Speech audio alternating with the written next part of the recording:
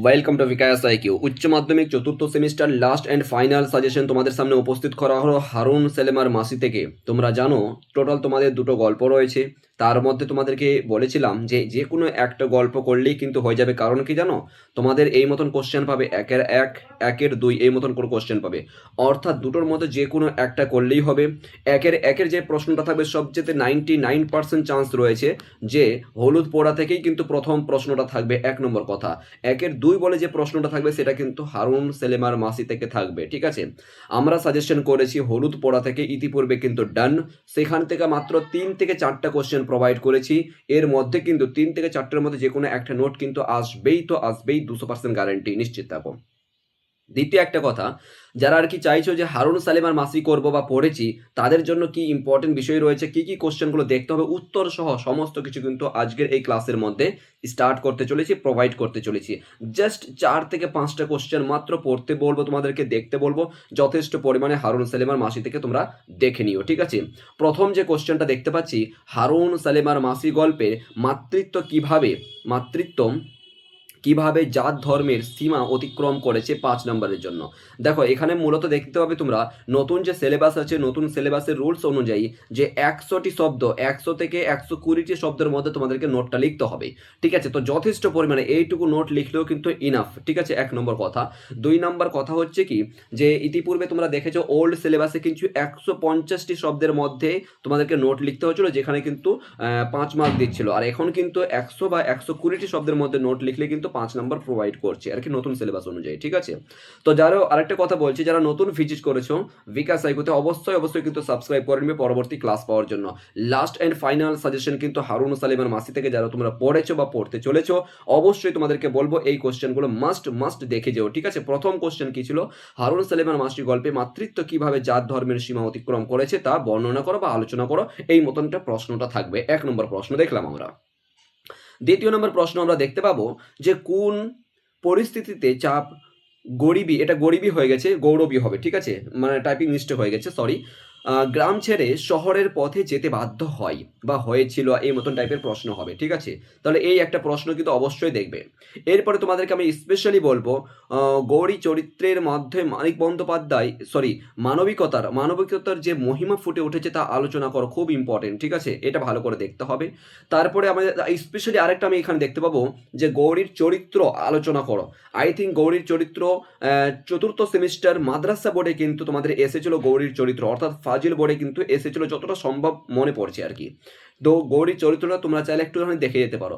অর্থাৎ এই কোশ্চেনটা কিন্তু মোস্ট ইম্পর্টেন্ট, ভালো করে কিন্তু তোমরা লক্ষ্য করবে। 1 নম্বর কথা। আর 2 নম্বর কথা হচ্ছে, 1 নম্বর 2 নম্বর কথা হচ্ছে এই প্রশ্নটা। ঠিক আছে, এটাও কিন্তু ভালো করে দেখবে। 2 নম্বর প্রশ্নটা না দেখলেও চলবে, বিশেষ করে 1 আর 3 নম্বরটা এই পর্যন্ত ভালো করে লক্ষ্য করবে। এরপরে দেখো কি আছে, হারুন সালেবার মাসি মাসি গল্পের, দেখো এখানে ইয়ে হয়েছে আবার, মানে টাইপিং মিস্টেক হয়েছে, গ্যাপ হবে এখানে। গল্পের সমাজ ব্যবস্থা পরিচয় দাও, মানে সমাজ ব্যবস্থার পরিচয় দাও, এই একটা কোশ্চেন, এটা চাইলে দেখতে পারো। ঠিক আছে, এরপর চলে আসবো আমি, যে হারুন সেলিমার মাসি ছোট গল্প হিসেবে কতটা সার্থক তা বিচার করো, বা নামকরণের সার্থকতা বিচার করো, এই মতন কোশ্চেন হবে। তাহলে ভালো করে মাথায় রাখবে, হারুন সেলিমার মাসির ছোট গল্প হিসেবে কতটা সার্থক তা বিচার করো, 1 নম্বর পয়েন্ট। 2 নম্বর পয়েন্ট হতে পারে যে হারুন সেলিমার মাসি গল্পটি কতটা কতটা সার্থক বা নামকরণের সার্থকতা তা বিচার করো, এই মতন কোশ্চেন থাকবে। এটা কিন্তু অবশ্যই তোমরা দেখবে কিন্তু। ঠিক আছে, যারা হারুন সেলিমার মাসি থেকে তোমরা লিখতে চাইছো। ঠিক আছে, ডান। এই মাত্র 3 থেকে 4টা যে কোশ্চেন ইম্পর্টেন্ট বললাম, সেগুলো যথেষ্ট পরিমাণ যদি ভালো করে দেখো, ইনাফ, আর কিছু লাগবে না। এক্সট্রা সাজেশন হিসাবে তোমাদের লাস্ট মিনিটের কথা বলবো, যে এগুলো চাইলে তোমরা সময় পেলে কিন্তু অবশ্যই এগুলো দেখে যাবে। মাতৃত্বের কাছে জাতপাত কিভাবে এবং সংস্কার অর্থহীন হয়ে যায়, হারুন সেলিমার মাসি গল্প অনুসারে লেখো, অথবা হারুন সেলিমার মাসি গল্প অনুসারে গৌরবের মাতৃত্বের পরিচয় দাও। ঠিক আছে, এটা কিন্তু অবশ্যই দেখবে। এরপরে চলে আসবে যে নিবারণের চরিত্র বর্ণনা করো হারুন সেলিমার মাসি গল্প অবলম্বনে, যেখানে তিনটা করে স্টার দেওয়া রয়েছে। অবশ্যই তোমাদেরকে বলবো, ইতিপূর্বে যে নোটগুলো শো করলাম সেম টু সেম গুরুত্ব কিন্তু অবশ্যই তোমরা রাখবে, ভালো করে কিন্তু দেখে যাবে। যদি এরপরে দেখো 3 নম্বর, যোশী যোশী বা যশোদার চরিত্র বর্ণনা করো হারুন সালিমার মাসি গল্প অবলম্বন করে। ওকে, এরপরে দেখো অথবা দিয়ে প্রশ্ন রয়েছে, গৌরবের গৌরবের কথা শুনে ওর আবার গৌরবই হয়ে গেছে, এখানে টাইপিং আবার মিস্টেক হয়েছে। ওর সর্বাগ্য জ্বলে গেল, ওর সর্বাগ্য জ্বলে গেল। গৌরবের কোন কথাই কার সর্বাগ্য জ্বলে গেল, তার সর্বাগ্য জ্বলে যাওয়ার কারণটা কি, বা আলোচনা করা, এই মতন প্রশ্ন থাকবে। স্পেশালি তোমাদেরকে বলবো 1 থেকে 3 পর্যন্ত তোমরা কিন্তু এক্সট্রাভাবে তোমরা দেখে যাবে, ঠিক আছে? 1 নম্বর কথা। 2 নম্বর কথা হচ্ছে, তোমাদের যদি নোটস লাগে তাহলে এই যে নাম্বারটা দেখতে পাচ্ছ 8100191916, এই নাম্বারে কিন্তু অবশ্যই তোমরা হোয়াটসঅ্যাপ করবে।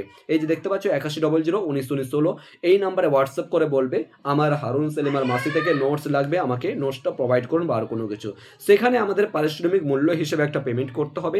পারিশ্রমিক মূল্য পেমেন্ট করে কিন্তু অবশ্যই তোমাদেরকে সম্পূর্ণ সিলেবাস পুরো 40-এর মধ্যে 40, 200% গ্যারান্টি কমন পাবো।